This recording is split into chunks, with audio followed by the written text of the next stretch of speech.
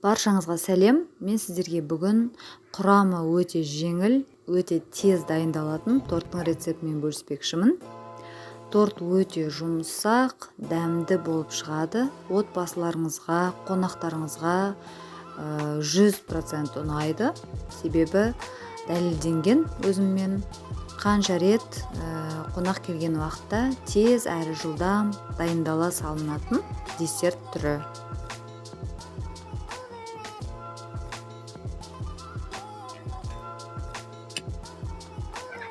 Ол үшін біз ең бірінші формамыз дайындап аламыз. Жұмыртқаны ағы мен сарысын екіге бөліп аламыз. Мұқият бөлеміз. Ағына сары араласпау керек. Бір тамшыда сары тиіп кетпеу керек. Егер тиіп кететін болса, алып тастау керек тазалап. Енді бірінші белокты өзін миксерлеп аламыз. Содан соң қанттың 3-тен 2 бөлігі осы белокқа салынады.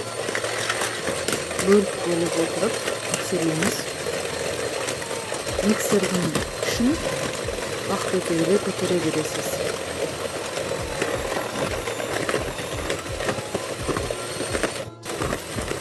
Белок пышный күйде болу керек, және ыдысқа аударғанда ағып тұрмау керек. Мінекей, видеода көрсетіліп тұр. Ешқандай аударылып тұрған жоқ. Ыдысыңыз үлкен болу керек белок шайқалғанда. Енді белогын осылай қалған қантпен ағарғанша көріп аламыз. Енді болды, миксерді пайдаланбаймыз. Ары қарай лопаткамен жұмыс жасаймыз.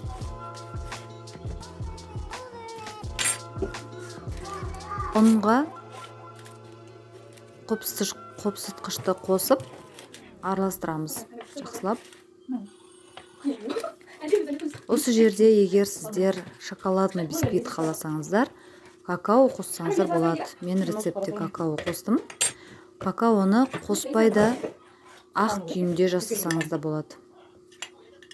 Бірінші какао обязательно електен өткен болу керек. Ұннан шамалы қосамыз және желтокты қосып бір араластырып аламыз. Бірінші астынан үстіне қарай қозғаймыз. Қалай болса солай қозғамаймыз. Астынан үстіне қарай және сағаттың бағыты бойынша бір бағытта ғана қозғау керек. Ұнды осылай бөліп қосамыз. Тесто дайын. Формамызға салып 180 градуста 30-35 минутта пісіріп аламыз.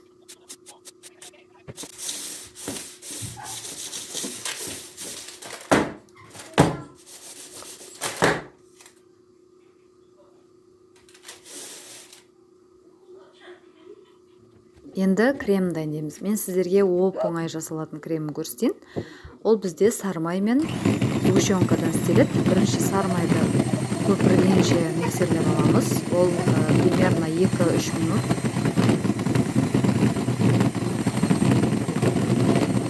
Сармайдың пайыздық үлесі 80%-дан жоғары болса, 75%-дан жоғары болса жақсы болады. Одан төмені жарамайды. Мен сгущенканы қосып тағы да миксерлеп аламыз.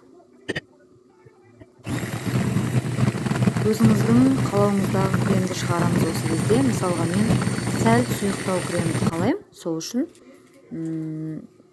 осылай жасадым. Сіздер егер қатты қою болған қаласаңыздар, ары қарай миксерлей бересіздер. Бірақ көп миксерлеп жібермеңіздер. Дайын болған бисквитті суытып формадан аламыз. Міне қараңыздар қандай бисквит шықты. Ровный, теп-тегіс, әрі жеп-жеңіл болып шығады піскен бисквит. Пышақпен 3-ке немесе 4-ке бөліп аламыз. Өз қалауларыңыз бойынша жасай берсеңіз болады негізі. Мен 3-ке бөлдім видеода. 3-ке оп-оңай жеңіл бөлінеді бисквит. Кремді ровно 3-ке бөліп арасына жағамыз. Бисквитке ешқандай пропитканың қажеті жоқ. Бисквит құрғақ болмайды.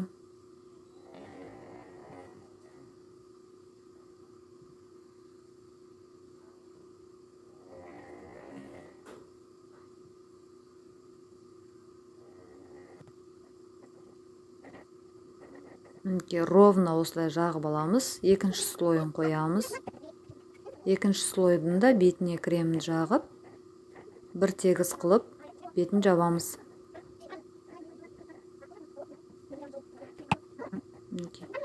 Бетін тегістеп, қалауларыңызша сәндейсіздер. Мен енді шоколадный бисквит жасағандықтан үстіне какао септім.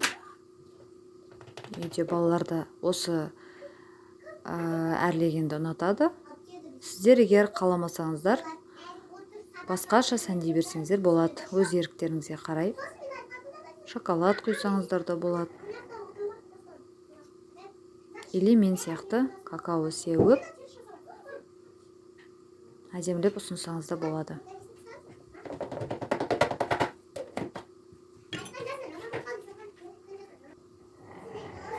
Мінекей, дайын болды. 30 минутқа қойып қойсаңыздар, салқын жерге, не болмаса холодильникке, осылай бөліп, пирожный ретінде де ұсынсаңыз болады. Өте әдемі көрінеді, пирожный ретінде де. Мінекей, дайын болған түрі өте жеңіл, сондай жұмсақ болып шығады. Ұнаса лайк басып тіркеліп кетіңіз.